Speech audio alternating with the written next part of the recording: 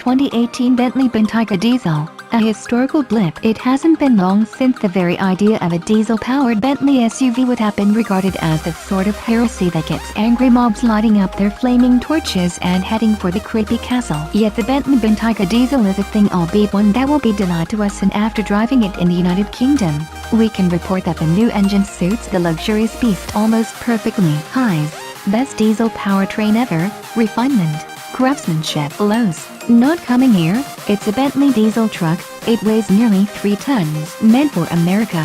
Until the delay between the time an automaker signs off on an investment and the fruit of that spending reaches the market plays a vital part in this oily Bentayga story. The triple-boosted V8 TDI originally was meant to come to North America in the Audi Q7 that shares it, and it was engineered to meet all appropriate federal standards. But then Dieselgate happened, and the Volkswagen Group decided that none of its brands would sell any more compression ignition engines on this side of the Atlantic. So the Bentayga Diesel finds itself on the long list of awesome cars unfairly denied us. This is a shame, mostly because this might well be the greatest compression ignition engine ever fitted to a passenger vehicle. Technically, the propulsion unit is identical to that in the Audi Q7, meaning that it's a V8 displacing 4.0 liters and has sequential turbochargers that use a clever variable valve system to bring the second turbine on boil. These are further assisted by a 48-volt electric supercharger, which is basically a 9-horsepower motor that sits downstream of the intercooler and can spin a centrifugal flow compressor up to 70,000 RPMs in less than a quarter of a second to reduce turbo life to the barest level of detectability. The result is an engine with a character akin to that of the old turbocharged 6.75-liter push-raw gasoline V8 that Bentley formerly installed in cars such as the Arnage. Like that 6 3/4-liter engine,